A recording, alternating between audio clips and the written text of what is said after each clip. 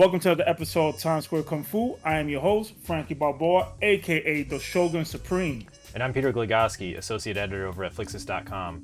Today we're doing something a little different in that we're not talking about one film in particular, but the recent wave of Japanese film releases from labels such as Spectrum Films, Radiance Films, 88, just everything in general that's been coming out as of late.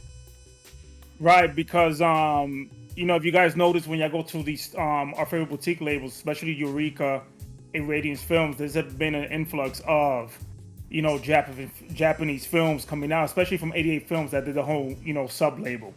So yeah, we're gonna get into it, but first we're gonna start talking about Eureka's recently released Abashiri Prison 1 through 3, and this has a legendary actor, Ken Takakura, and directed by the one and only Teruo Ishii. And I love him. Female Yakuza tale. I mean, the list goes on and on and all the stuff that he has done. So yeah, man, we're going to get into this amazing, banging episode I know you guys will truly enjoy. And before we get into it, and I said that already, shout outs to MVD Entertainment Group, who makes us poor reviewers get some review copies.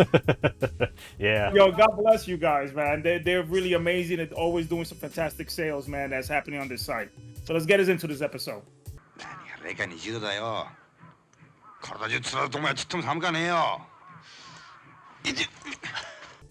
Just like Peter mentioned in the intro, we're going to talk about other films because we definitely got to highlight the amazing waves of these Japanese films coming out.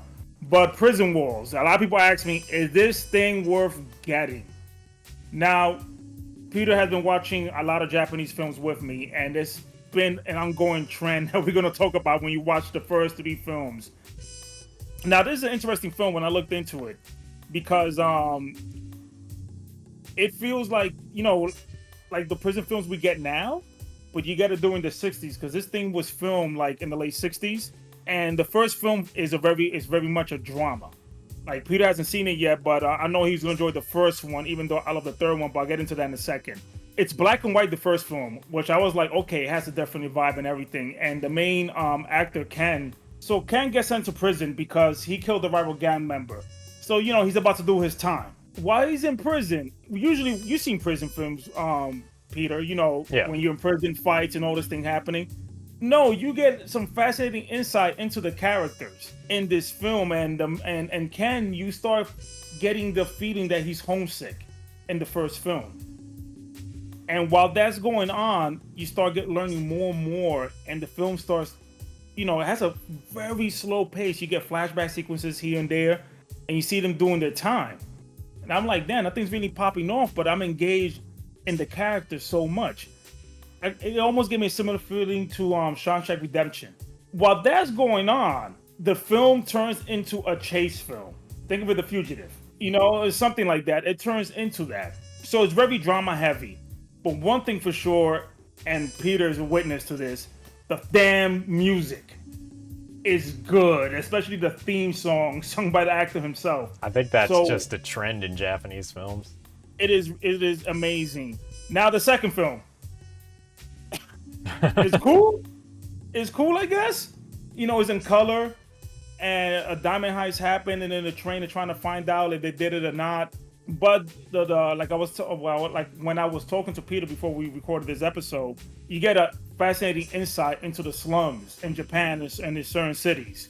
So I found that to be quite interesting. You see the gambling dens here and there, but the film didn't have any meat to it.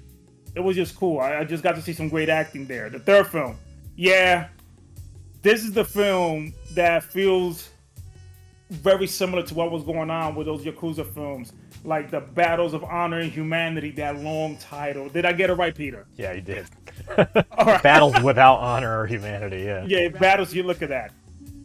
So, that film definitely feels like what we started getting during that period. Now, there's something about the third film because that's to show Peter, not to take him off guard.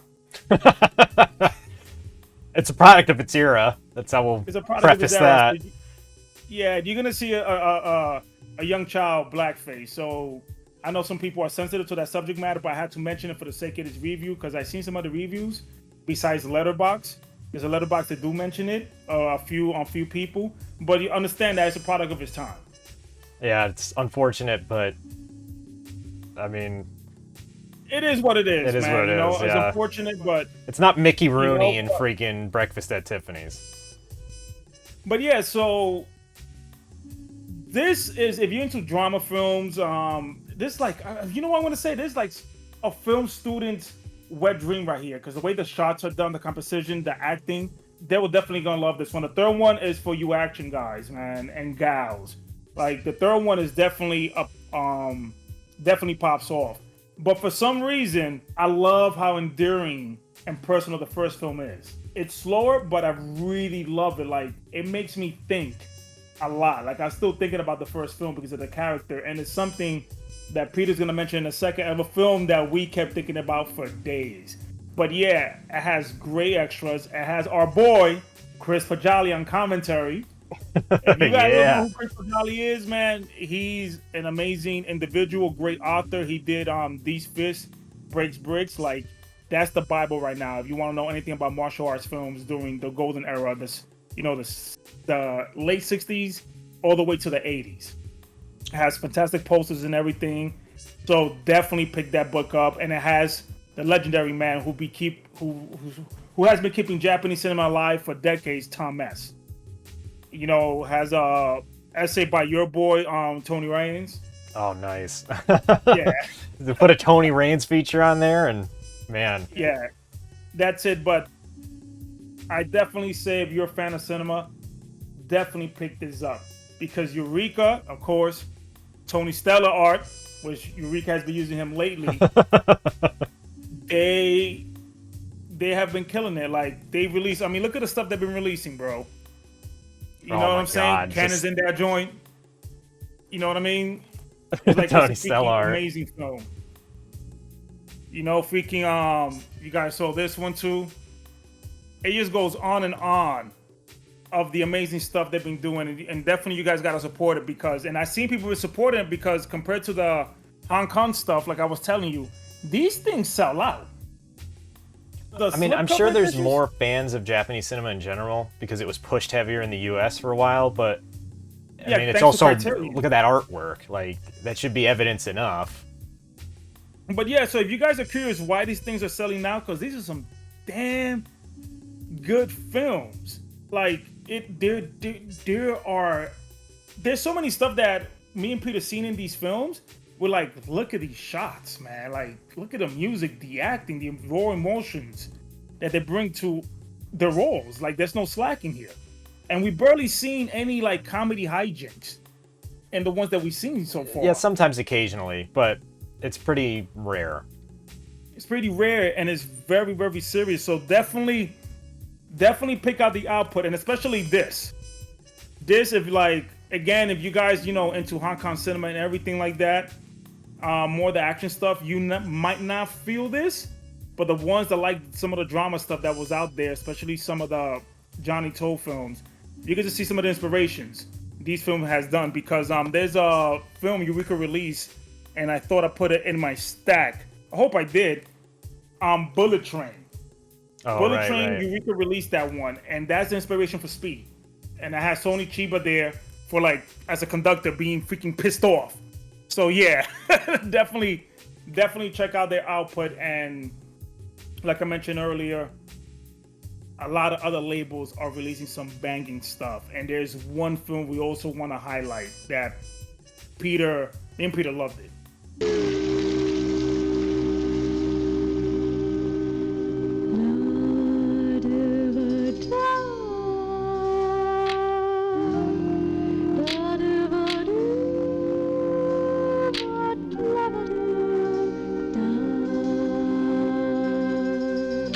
I, the Executioner, directed by Hokkaidō, and it comes from Radiance Films on a very fantastic Blu-ray release.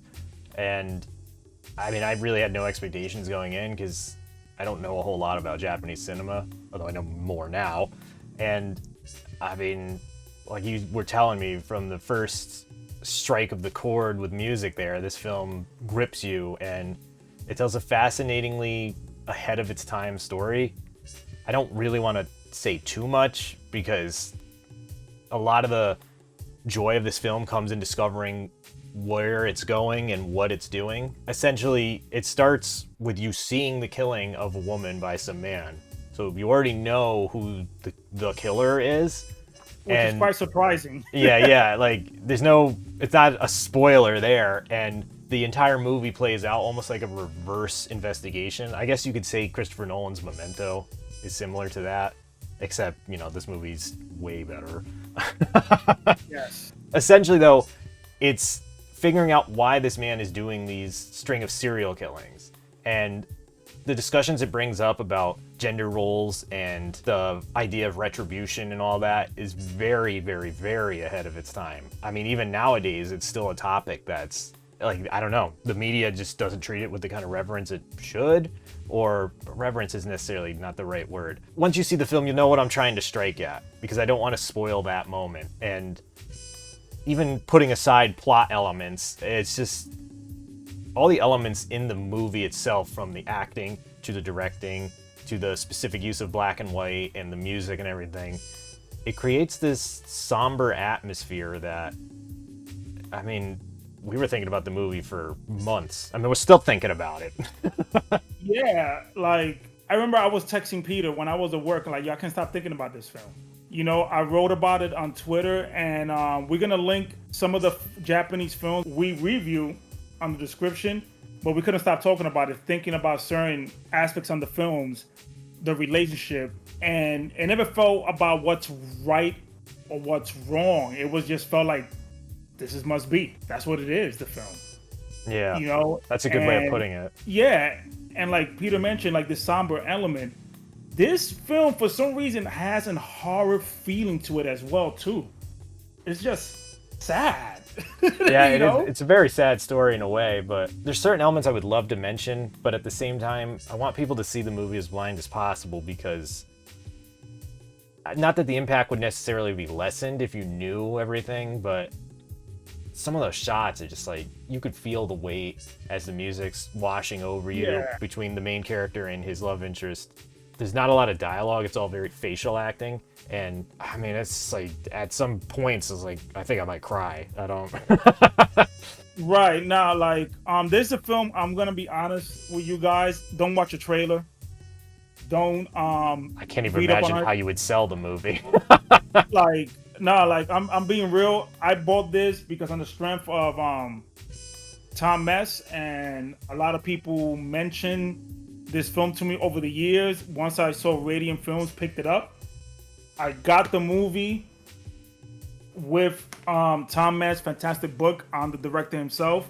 And let me tell you guys something, man. This thing, it's like only €5. That's like, what, like $5 or $6 American dollars? I mean, £5. My bad. Oh my God, I'm still stuck. And he goes into a lot of, I came there for the inside Hokkaidō. I got a history lesson on what was going on with the film industry in Japan.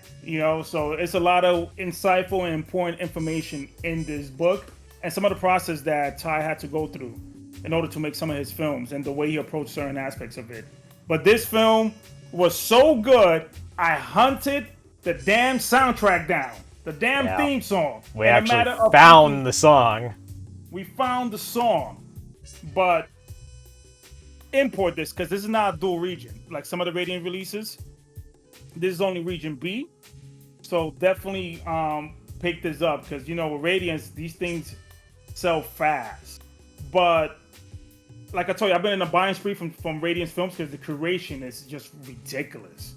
Yeah, pretty much every film we've seen from them has been a good one. Yeah, this one we review on this very channel, Black Tie Killers, amazing. We didn't get a chance to review this one. I reviewed for Twitter, but this one is an interesting one too, Peter. Oh yeah, The Shape of Night. That was pretty good. This one was really like Wong Kar-wai fans. That's what I remember. But refresh my memory about the plot. Gullible girl meets a fuckboy. He ends up pimping her. Right. And then she sees, No, I remember it now. Yeah. So the dude is like it's Millennium Mambo. It is sort of Millennium Mambo. The dude's a washed-up yakuza, and he's trying to win favor with his boss. So he ends up pimping out his girl because he's a friggin' loser. Noboru Nakamura. I hope I got that right. Yeah, but damn, there's a beautiful film.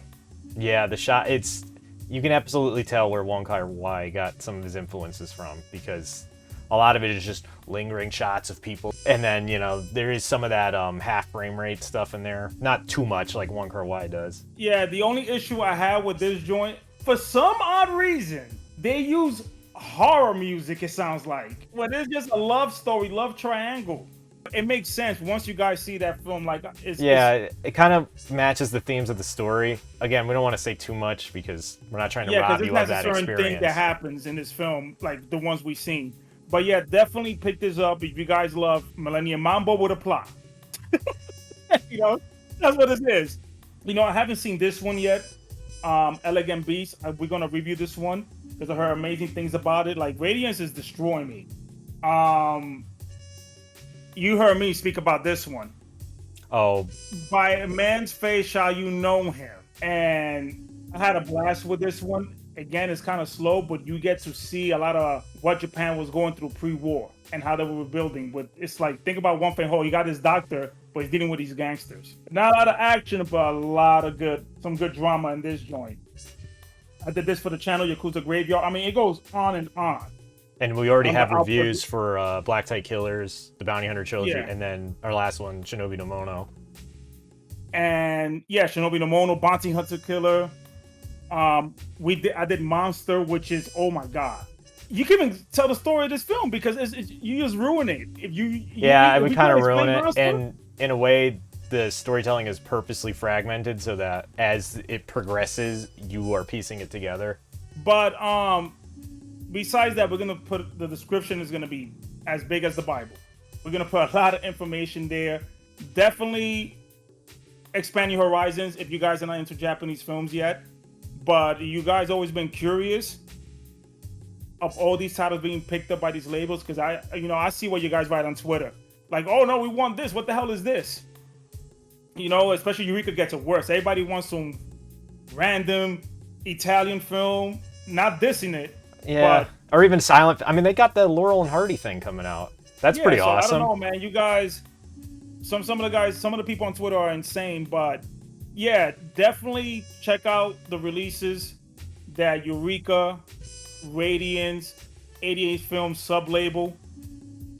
Read it out of curiosity, and you're gonna find something that definitely might gravitate you, because we've seen a few trilogies already, and one of them was Repanoi from Eureka's releasing that.